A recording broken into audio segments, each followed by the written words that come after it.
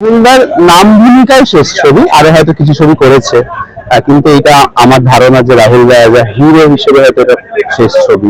অংশ হতে পেরে ভালো লাগার তো কারণ নেই, তার কারণ আমাদের রাহুলের সাথে তৃতীয় ছবি, ফলে এটা খারাপই লাগছে যে এটা শেষ ছবি কেন হলো। আমি তো আরো ছবি করতে চাই বা চেয়েছিলাম।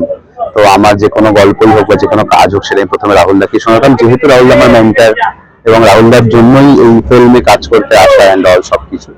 তো এটা ওইভাবে তো ভালো লাগছে না, কিন্তু এই ছবিটা মানুষ দেখবে বা আমরা মানুষের দেখাতে পাচ্ছি, এটা আমার কাছে একটা বাড়তি পাওনা হচ্ছে যে সবাই এভাবে সাপোর্ট করছে, তোমরা মিডিয়া বন্ধুরা সাপোর্ট করছো, অডিয়েন্স সাপোর্ট করছে, গোটা ইন্ডাস্ট্রি সবাই সাপোর্ট করছে।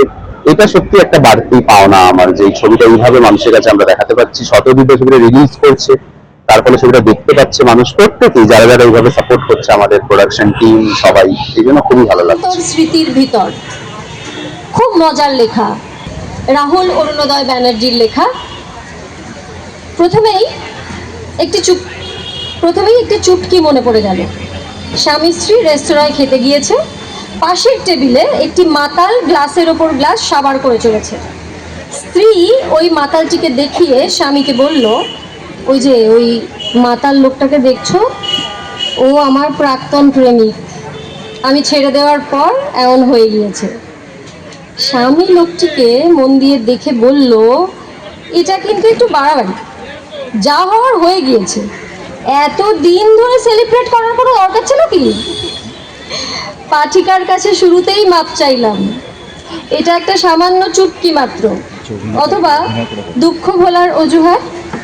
যা ভাঙে তা তো শুধু সম্পর্ক নয়, সঙ্গে ভাঙে স্বপ্ন, স্মৃতি, খুনসুটি, চেনা ডাক নাম, আরো কত। 26 তারিখে রিলিজ, 22 তারিখে গ্লোবে ফ্রি শো, তারপরে 26, 27, 28 করলাম, 26, 27, 28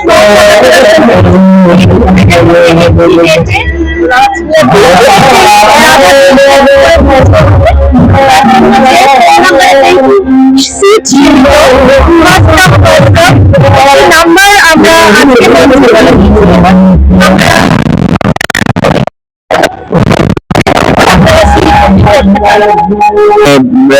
বাবি ঠিক যেভাবে বলতো যে বাবি সুনীলের ভক্ত এবং ওর লেখায় কথা সুনীলের ছোঁয়া পাওয়া যায়, ঠিক সেইভাবেই আমি বাবিনের লেখার ভক্ত।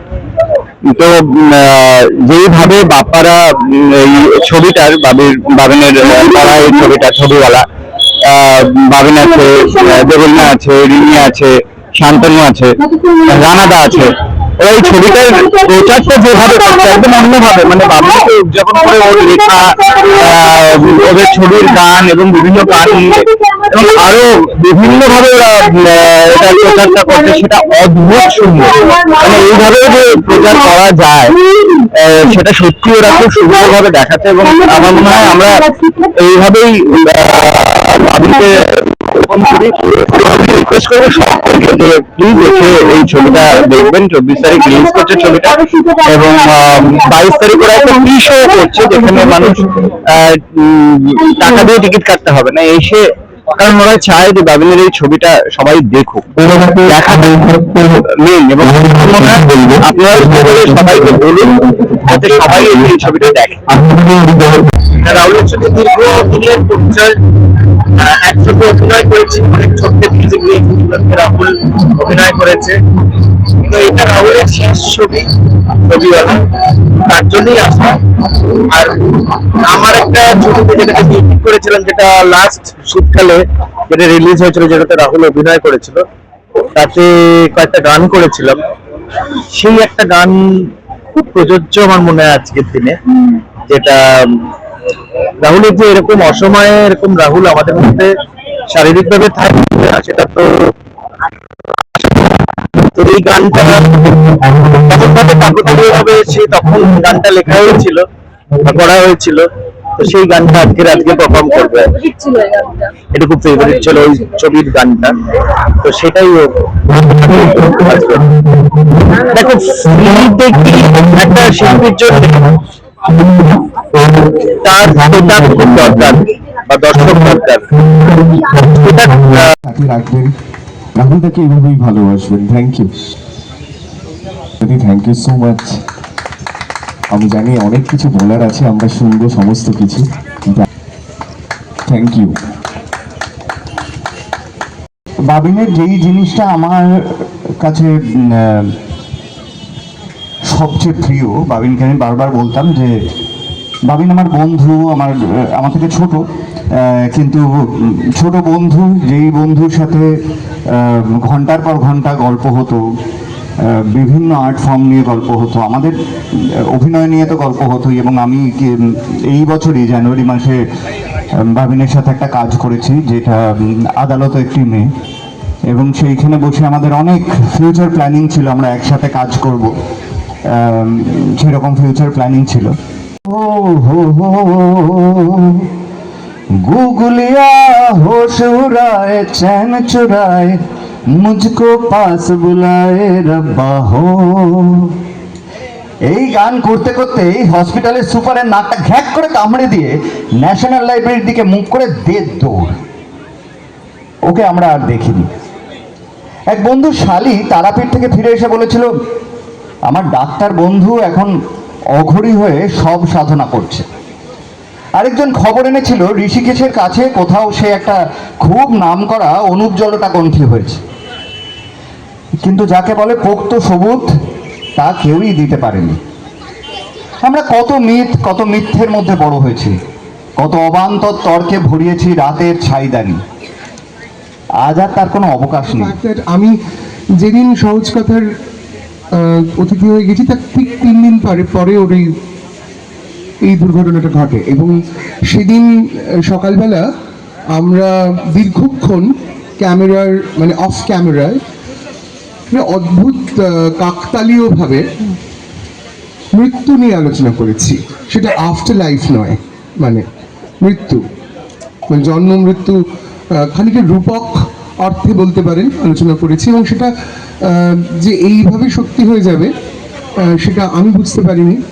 এবং আমার লাস্ট যে ওয়েব সিরিজটা আমি অভিনয় করেছি, আমার সহ অভিনেতা ছিল, আমরা উত্তর কলকাতায় একটা জমিদার বাড়িতে শুটিং করছিলাম, পাথুরিয়া ঘাটার বাড়ি, কি ঘোষ বাড়ি, মোস্ট প্রবলি, হ্যাঁ ঘোষ বাড়ি।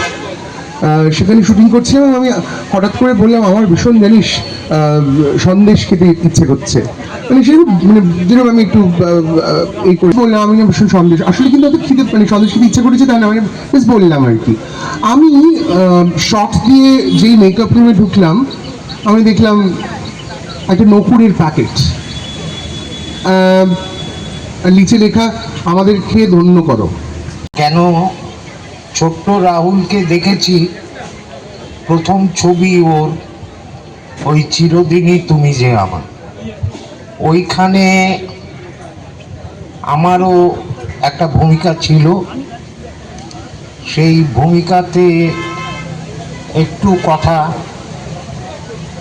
ওইটুকুই, তারপরে রাহুলের জীবনে বহু ঘটনা ঘটে গেছে। কাকু আমার একটু পাঁচিলটা পার করে দেবে।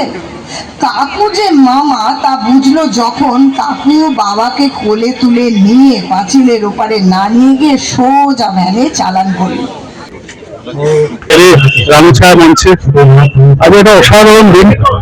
এত দর্শক, এত গুণী শিল্পীরা এসছে, এত অল্প সময় নোটিসে অভিজিৎরা ছবি আঁকছে।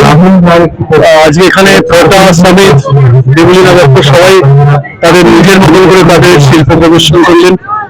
সত্যি আমরা আবেগতাড়িত বোধ করছি। আমি অভিনয় করেছি এই ছবিটাতে। আজকে বাবিন রাহুলকে এত মনে পড়ে যাচ্ছে।